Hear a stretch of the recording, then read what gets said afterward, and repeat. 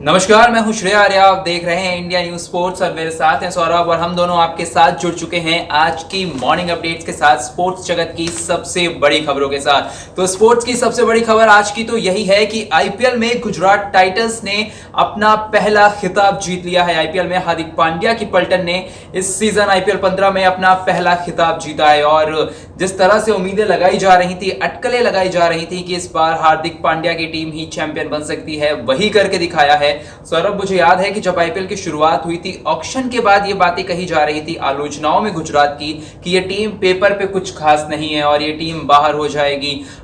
जो कपिल देव की फिल्म में हमने देखा था वो बात की we are here to win, उसके मीम्स कई सारे बने थे। लेकिन जहां पर गुजरात टाइटंस के कप्तान और उनके कोच गैरी कर्स्टन और आशीष नेहरा ने साथ मिलकर जिस तरह से टीम को लीड किया है, जिस तरह से टीम का माहौल बनाकर रखा था पूरे टूर्नामेंट में, उसकी काफी ज्यादा तारीफ हुई और यही वजह है कि इस मैच में उसे 7 विकेटों से जीत मिली है।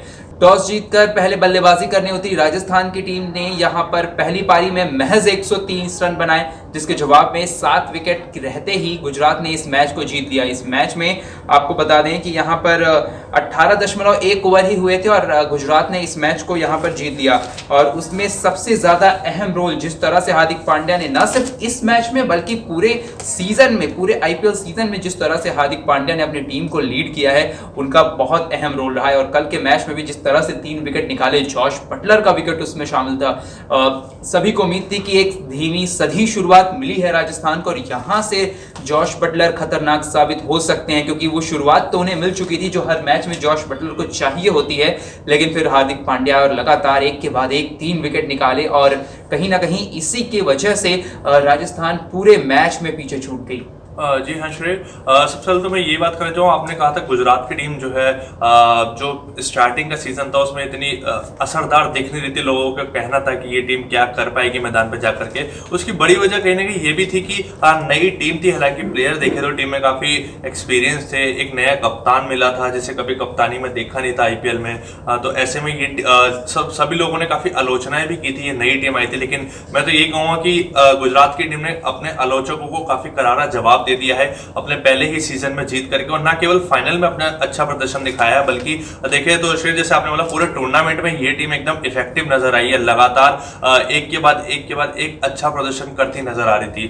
तो वही बड़ी वजह रही कि ये टीम पॉइंट्स टेबल में भी टॉप पर रही। तो वही पहली जिसने क्वालिफाई किया था प्लेऑफ्स के लिए, साथ पहली टीम बनी थी जो फाइनल में पहुंची थी इस सीजन में। और बड़ी वजह देखे तो गुजरात में मैच भी हो रहा था, तो एक जो क्राउड सपोर्ट था वो काफी गुजरात के लिए देखने को मिला।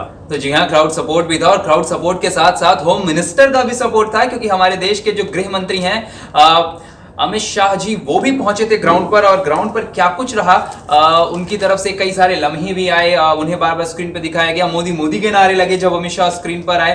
तो सौरभ, किस तरह से देखते हैं कि जब एक पॉलिटिशियन आता है मैदान पर और अपनी टीम को सपोर्ट करता है, तो अगली खबर यही है हमारी कि अमित शाह भी अपने गुजरात के उस मैदान पर जिस मैदान को बनाने में, फिर से खड़ा करने में बहुत बड़ा योगदान रहा है उनका, नरेंद्र मोदी स्टेडियम पर अमित शाह भी मौजूद थे इस मैच के लिए। जी हाँ श्रेय, गुजरात से ही बिलोंग करते हैं अमित शाह भी, और उनका काफी सपोर्ट मिला। जिस तरीके से वो आए गुजरात की टीम के लिए इतना ही काफी था कि उनका मोराल जो है और बढ़ता नजर आया कि एक होम मिनिस्टर जो है, देश के होम मिनिस्टर, वो आकर के मैच देख रहे हैं, एक फ्रेंचाइजी को आके सपोर्ट कर रहे हैं। तो कहीं ना कहीं टीम के लिए बूस्टअप वाली जो सिचुएशन थी वो वही बन गई थी जब होम मिनिस्टर, जैसे आपने बताया, कि मैदान पर आए थे। तो वही क्राउड सपोर्ट का भी जो है इस मैच में काफी माहौल देखने को मिला, जहां पे एक वर्ल्ड रिकॉर्ड भी इस मैच में बना है, जहां पर सबसे ज्यादा क्राउड जो है व्हाइट बॉल क्रिकेट में देखने को मिले। आपको बता दें कि 1,04,859 जो संख्या थी कल के मैच में जो आए थे दर्शक मैच देखने के लिए। और पूरे ओवरऑल क्रिकेट में देखें तो व्हाइट बॉल क्रिकेट के दौरान ये सबसे बड़ा रिकॉर्ड बना है, वर्ल्ड रिकॉर्ड जो बन गया है। साथ साथ कल के मैच में मैच से पहले क्लोजिंग सेरेमनी में भी जो है बीसीसीआई को गिनीज वर्ल्ड रिकॉर्ड के लिए भी सम्मानित किया गया था, जहां सबसे बड़ी जर्सी बनाई गई है। सबसे बड़ी जर्सी पूरे वर्ल्ड में ओवरऑल देखे तो स्पोर्ट्स में सबसे बड़ी जर्सी बनी थी, जिसके लिए बीसीसीआई को जो गिनीज वर्ल्ड रिकॉर्ड से भी सम्मानित किया गया है। तो बिल्कुल अमित शाह के रहने पे माहौल बना था, लेकिन एक माहौल और बना था जब लॉकी फर्गसन ने सबसे तेज रफ्तार की गेंद डाल दी इस आईपीएल में। और लॉकी फर्गसन ने जो उमरान मलिक का रिकॉर्ड था 157 किलोमीटर प्रति घंटे की रफ्तार का, उसे तोड़ दिया, उसे पीछे छोड़कर अब लॉकी फर्गसन इस आईपीएल में सबसे तेज रफ्तार गेंद फेंकने वाले गेंदबाज बन गए। उन्होंने 157.3 किलोमीटर प्रति घंटे की रफ्तार से पारी के 5वें ओवर की आखिरी गेंद फेंकी थी। और मुझे लगता है कि अब यहां से कंपटीशन खत्म ही हो चुका है, क्योंकि इस आईपीएल में तो वही है। और जब मैं लिस्ट देख रहा था सौरभ, तो मैंने देखा कि टॉप पे लॉकी फर्गुसन है, फिर दूसरे नंबर पे, तीसरे नंबर पे, पांचवें। तो जो टॉप 5 सबसे फास्ट गेंदें दिखाई जाती है, सबसे तेज रफ्तार की गेंदें दिखाई जाती है, उनमें सिर्फ लॉकी फर्गुसन ही दिख रहे थे। हालांकि लॉकी फर्गुसन का मैच में कुछ खास उतना योगदान नहीं रहा, विकेटों से रन भी थोड़े दिए। लॉकी फर्गुसन का पूरा सीजन ही ऐसा रहा है, लेकिन कहीं ना कहीं उनकी टीम ने अच्छी गेंदबाजी की। उनकी टीम ने जिस तरह से राजस्थान को कम टोटल पर रोक दिया, ये चीजें छिपती गई लॉकी फर्गुसन की। पूरे सीजन में वही रहा, बाकी गेंदबाजों ने अच्छा प्रदर्शन किया है। राशिद खान की बात कर लें, मोहम्मद शामी की बात कर लें, तो कहीं ना कहीं लॉकी फर्गुसन ने उतने विकेट नहीं निकाले जितना बड़ा नाम वो अपने साथ लेकर आते हैं। जिस देश से आते हैं, उतना बड़ा नाम, उतना बड़ा प्रदर्शन नहीं हो पाया लॉकी फर्गुसन की तरफ से। लेकिन हाँ, एक रिकॉर्ड जो इस आईपीएल में उन्होंने बना दिया वो ये था कि इस आईपीएल में अब तक की सबसे तेज रफ्तार गेंद उन्होंने ही डाली। जी हाँ, आपको बता दें कि लॉकी फर्गुसन से पहले जो है उमरान मलिक ने दिल्ली कैपिटल्स के खिलाफ जो 156.9 की गति से गेंदबाजी कर दी थी, जो इस सीजन की सबसे फास्टेस्ट डिलीवरी थी। हालांकि आप फाइनल मैच में देखें तो जैसे अभी श्री ने बताया, लॉकी फर्गुसन ने सबसे फास्टेस्ट डिलीवरी डाल दी है 57.3 की रफ्तार से। तो वही बात करें तो गुजरात के अपने बॉलिंग लाइनअप की बात की, काफी स्ट्रॉन्ग बॉलिंग लाइनअप थी।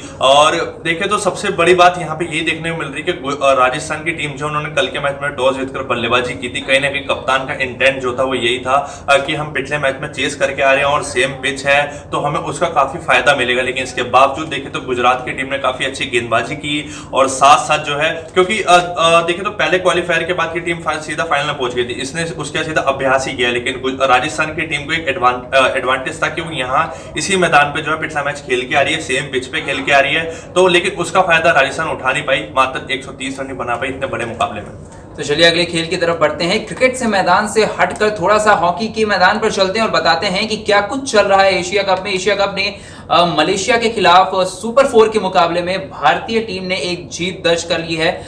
जीत मैं इसलिए कह रहा हूं, हालांकि मैच ड्रॉ रहा था, जीत इसलिए कह रहा हूं क्योंकि जिस तरह से भारतीय टीम ने मलेशिया के खिलाफ वापसी की है वो किसी भी जीत से कम नहीं है। पहले हाफ में पिछड़ने के बाद सौरभ जिस तरह से वापसी की भारतीय टीम ने, वो बहुत ही काबिल तारीफ है। जी हाँ, मुझे याद आ रहा है कि पहले हाफ की अपने बात की 0-2 से जो है भारतीय टीम पिछड़ रही थी, लेकिन उसके बाद सेकंड हाफ में आके जिस तरीके से कमबैक किया, पहले तो उन्होंने 2-2 की बराबरी की, तो उसके बाद 3-2 से मतलब एक उन्होंने गोल की लीड कर करके अपनी बढ़ोतरी हासिल की थी। लेकिन उसके बाद मलेशिया ने जो है अंत में आकर के एक गोल अपना दागा, 3-3 से मैच ड्रॉ हुआ। जैसे आपने कहा भारतीय टीम की जीत हुई है और ये बहुत बड़ी जीत भी है, क्योंकि अगर ये मुकाबला कहीं ना कहीं भारतीय टीम हार जाती तो उसका टॉप 4 जो फाइनल मुकाबला होना है तो उसमें काफी मुश्किलें आ जाती, क्योंकि अभी भी पॉइंट टेबल में देखें तो भारतीय टीम दूसरे नंबर पर है, 4 अंकों के साथ दूसरे स्थान पर है और अभी उसको एक मैच अपना खेलना है साउथ कोरिया से, तो वो मुकाबला काफी रोमांचक होने वाला है। अगर हम भारतीय टीम के नजरिए से देखें तो काफी ज्यादा रोमांचक मुकाबला होगा, क्योंकि अगर भारतीय टीम जीतती है तभी फाइनल में पहुंच पाएगी और फाइनल में अगर पहुंचती है तो ये जिस तरीके का एशिया कप पे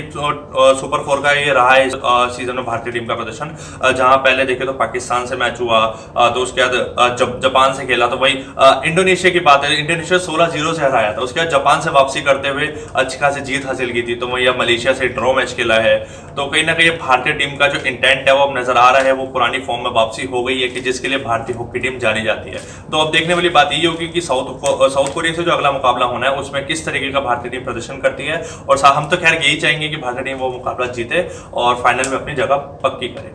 बिल्कुल, भारतीय टीम अपना मुकाबला जीते और इसमें अभी भारतीय टीम को, हर टीम को, सिर्फ भारतीय टीम को नहीं, हर टीम को हर एक टीम के साथ 3-3 मैच खेलने हैं सुपर 4 के फॉर्मेट में, यही इसका फॉर्मेट है एशिया कप का। बढ़ते हैं अगली खबर की तरफ। यूक्रेन और रशिया का युद्ध छिड़ा हुआ है, जहां पर बहुत ही दुखद खबर यह है, और यह खबर बताती है कि एक युद्ध न सिर्फ 2 देशों की मिलिट्री फोर्सेस को बल्कि हर एक कहते हैं ना कि फैक्टर को किस तरह से प्रभावित करता है, किस तरह से युद्ध के बीच में खेल पिस जाता है, खिलाड़ी पिस जाते हैं। वही हुआ है यहाँ पर यूक्रेन के खिलाड़ियों के साथ, यूक्रेन के एथलीट के साथ। यूक्रेन की ऑफिशियल रिपोर्ट यह कहती है कि अब तक रशिया के साथ युद्ध में उनके 50 से ज्यादा एथलीट शहीद हुए हैं। तो ये बहुत ही दुखद खबर है। हम लगभग 100 दिन होने वाले हैं, मुझे याद है 24 फरवरी के दिन युद्ध का ऐलान हुआ था इसका, और अब लगभग 100 दिन होने वाले हैं और अब तक 50 से ज्यादा एथलीट जो यूक्रेन के हैं उन्होंने अपनी जान गंवा दी। और देखना यही है कि आने वाले वक्त में कब जाकर ये चीज़ें ख़त्म होती हैं, कब जाकर यूक्रेन के लिए ख़ासकर हालात जो है सामान्य होते हैं, यूक्रेन के स्पोर्ट्स के लिए, यूक्रेन के खिलाड़ियों के लिए, वहाँ के एथलीट के लिए कब जाकर सब कुछ पहले जैसा सामान्य होता है। जी हाँ श्रेय, इसके अलावा जो हमारी अगली और आखिरी खबर है वो है लॉन टेनिस से रिलेटेड, जहां पर नोवाक जोकोविक ने जो अपने क्वार्टर फाइनल में जगह पुख्ता कर ली है।